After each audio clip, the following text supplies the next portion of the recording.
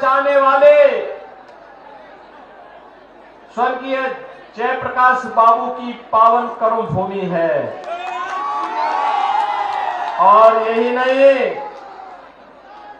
बिहार के पूर्व मुख्यमंत्री स्वर्गीय कर्पूरी ठाकुर की भी पावन धरा नवादा है।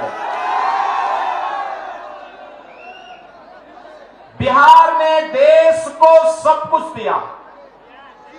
देश के संविधान निर्माण समिति के अध्यक्ष राजेंद्र बाबू से लेकर के इस धरती ने पूर्व मुख्यमंत्री श्री कृष्ण बाबू को भी इसी धरती ने दिया।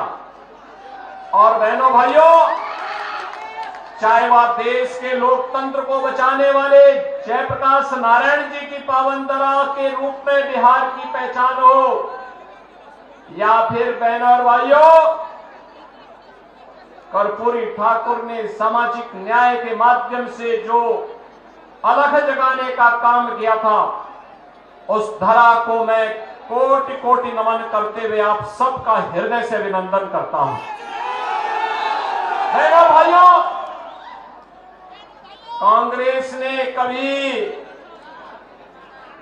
कांग्रेस और उसके सहयोगियों ने कभी जयप्रकाश जी को सम्मान नहीं दिया, कर्पूरी ठाकुर जी को कभी सम्मान नहीं दिया।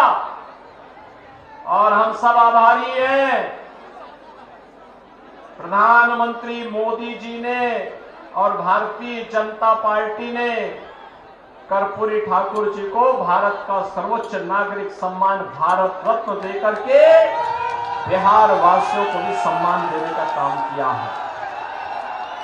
बहनों और भाइयों, यह भूमि बिहार की है, लोकतंत्र की प्रारंभिक भूमि के रूप में इसको जाना जाता है।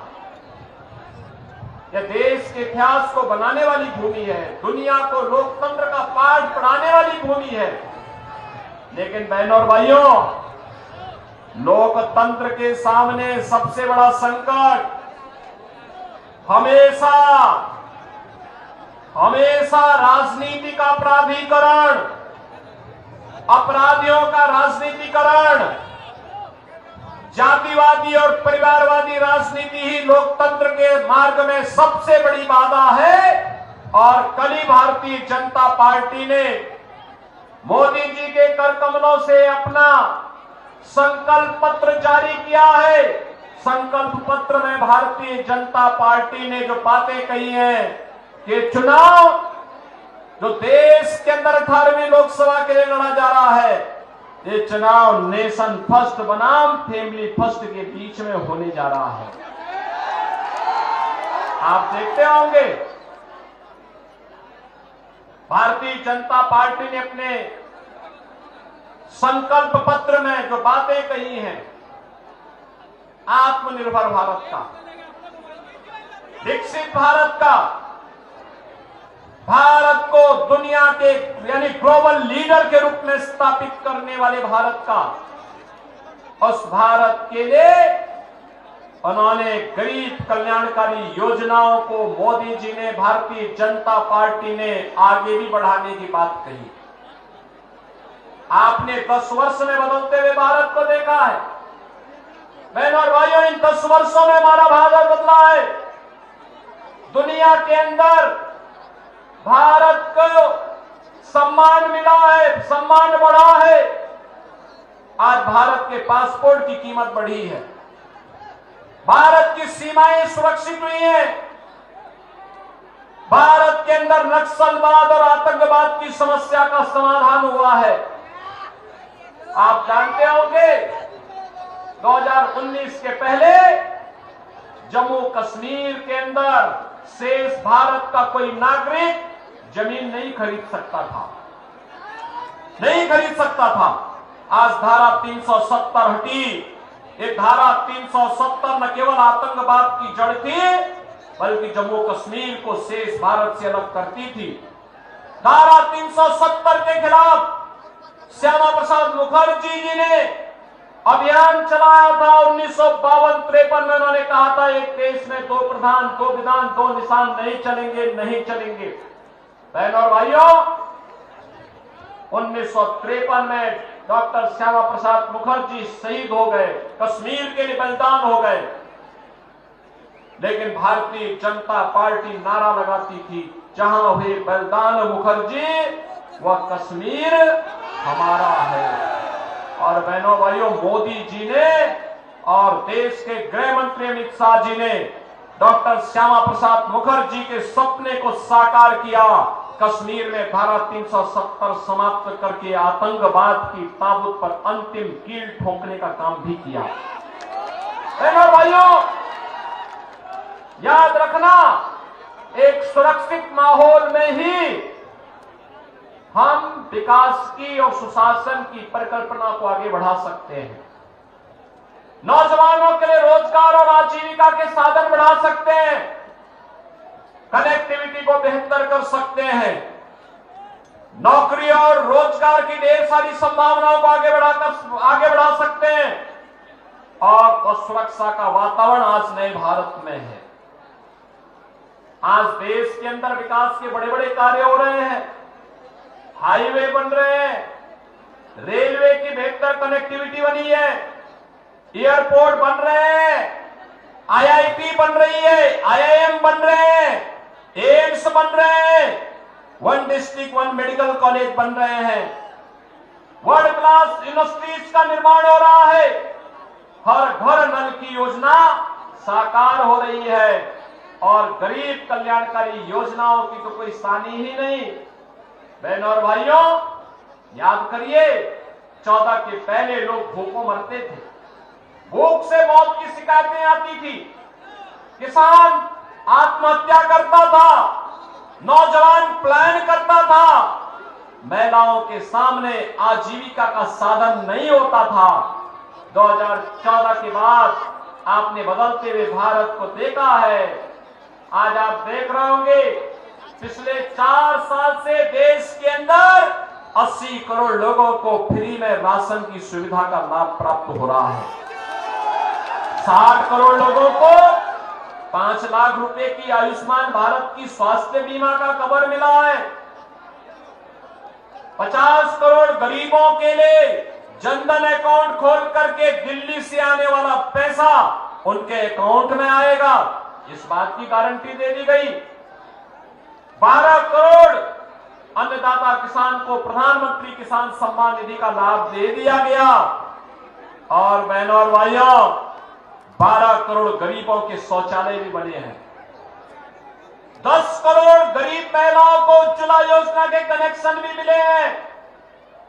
4 करोड़ गरीबों के मकान मिले हैं। और कल के संकल्प पत्र में भारतीय जनता पार्टी ने कहा है कि अभी 10 वर्ष में 4 करोड़ गरीबों के मकान बने हैं, अगले 3 वर्ष में, अगले 5 वर्ष में 3 करोड़ और लोगों के मकान बनाएंगे। बहनों और भाइयों, ईश्वर लालू जी को स्वस्थ करे, वह आबादी बढ़ाए और भाजपा आवास बनाने का काम करेगी। आवास बनाने का काम भाजपा करेगी। 3 करोड़ गरीबों को फिर से आवास मिलेगा। बहनों और भाइयों, 2.5 करोड़ गरीबों को घर में बिजली के फ्री में कनेक्शन, डिजिटल इंडिया का सपना साकार हो रहा है।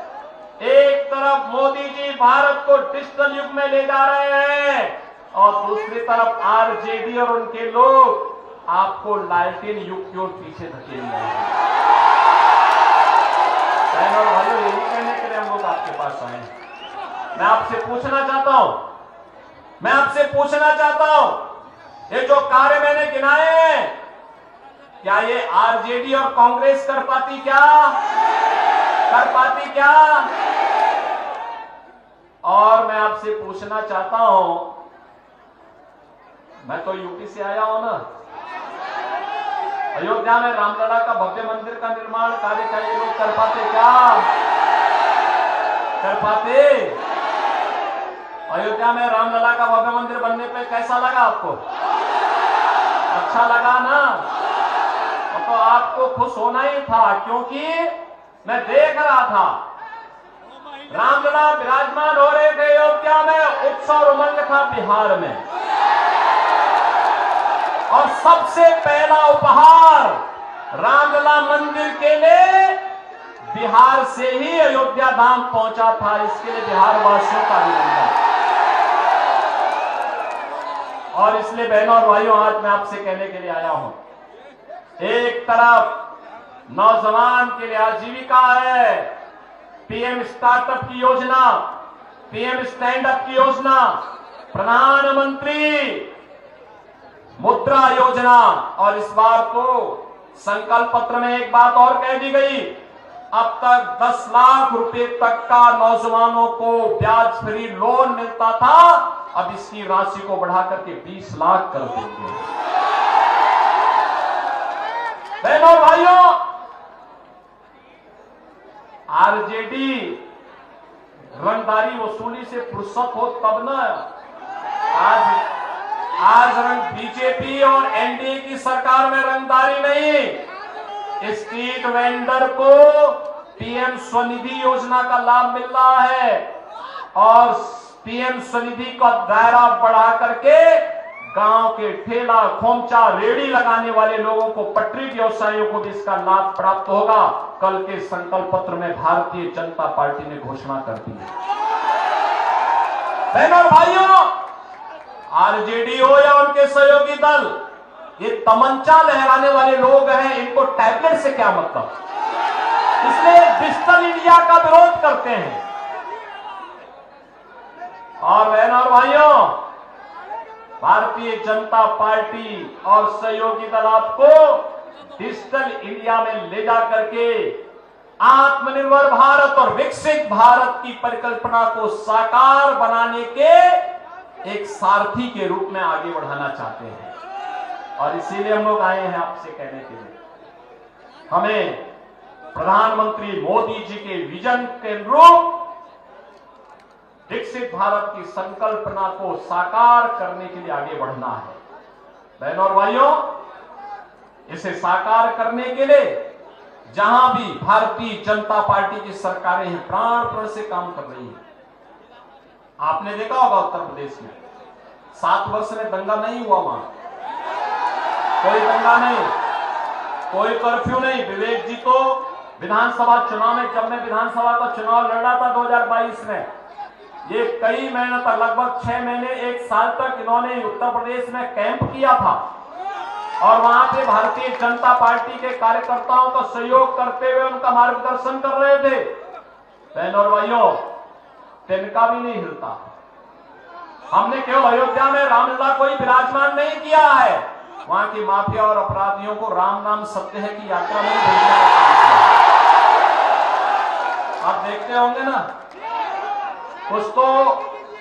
कुछ जेल चले गए, कुछ जहन्नुम चले गए और कुछ लोगों की यात्रा स्वतः ही आगे बढ़ गई है। तो भारतीय जनता पार्टी केवल ये काम कर सकती है और इसीलिए हम लोग आए हैं। विवेक ठाकुर जी नवादा से भारतीय जनता पार्टी और सहयोगी दलों ने प्रत्याशी बनाए हैं।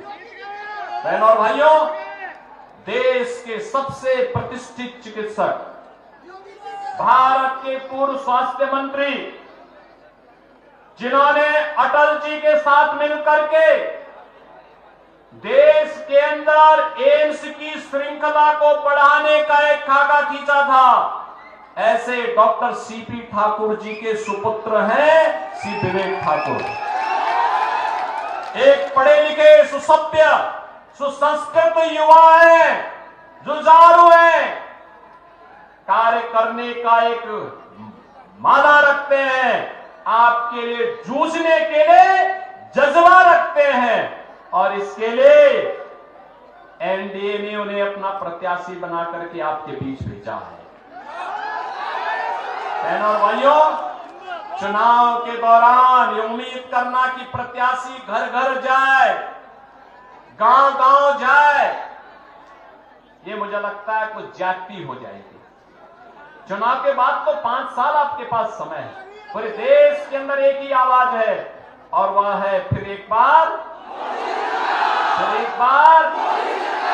देखो, मैं कल ही उत्तराखंड था उसके 2 दिन पहले मैं महाराष्ट्र में था, उसके 1 दिन पहले मैं जम्मू कश्मीर में था, उसके 3 दिन पहले मैं राजस्थान में था। और बहनों और भाइयों, सब और यही आवाज है, फिर एक बार मोदी सरकार, अब की बार 400 पार।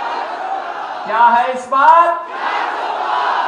उधर सड़क वाले भी बोल दें थोड़ा भैया, आपकी आवाज कम से कम, अरे यूपी तक और अयोध्या तक तो पहुंचा दीजिए। अयोध्या का चुनाव बाद में होना है, और बिहार की आवाज तो अयोध्या जरूरी पहुंचनी चाहिए। ये सीतामढ़ी की आवाज है और अयोध्या तक जरूर पहुंचनी चाहिए। और इसलिए बहनों और भाइयों, इसीलिए आज मैं आपके पास आया हूं, एक सुयोग्य पिता की सुयोग्य संतान, जिन्होंने डॉक्टर सीपी ठाकुर जी को पद्म पुरस्कार प्राप्त हुआ था, क्योंकि एक बीमारी काला जार की समस्या का उन्होंने निदान निकाल करके बिहार वासियों को इस महामारी से बचाव करने का काम किया था। बहनों भाइयों, उनकी योग्यता और क्षमता पर किसी को संदेह नहीं हो सकता। और योग्य पिता के योग्य पुत्र आपके पास भारतीय जनता पार्टी के कार्यकर्ता के रूप में आपकी सेवा करने के लिए आए हैं। और बहनों और भाइयों, इसीलिए हम आपसे अपील करने के लिए मैं भी आया हूं। मुझे आज दूसरे राज्य में जाना था, लेकिन जब मुझे बताया गया कि नहीं, पहले ही चरण में विवेक ठाकुर का चुनाव है, तो मैंने कहा मैं जरूर जाऊंगा। और बहनों भाइयों, आज नवादा की इस पावन धरा को, माता सीता की इस पावन धरा को यहां पर नमन करने के लिए, आपके साथ संवाद बनाने के लिए मैं आज यहां पर आपके बीच आया हूं। आप मुझे बताओ, आप भी बिहार के अंदर यही चाहते हैं ना कि जो यूपी के अंदर हुआ है, और ये केवल बीजेपी और एनडीए ही करेगा, नहीं करेगा। और इसी के लिए एनडीए के सभी प्रत्याशी विजयी बनने चाहिए। सहमत हैं? सभी लोग सहमत हैं? सभी लोग सहमत हैं? घर घर मोदी जी का प्रतिनिधि बन करके और विवेक ठाकुर बन करके घर घर जाएंगे। बहनों और भाइयों, यहाँ गर्मी हो रही है, और गर्मी हो सकता है 19 अप्रैल को और गर्मी हो, लेकिन उसकी परवाह नहीं करनी है, ठीक है ना।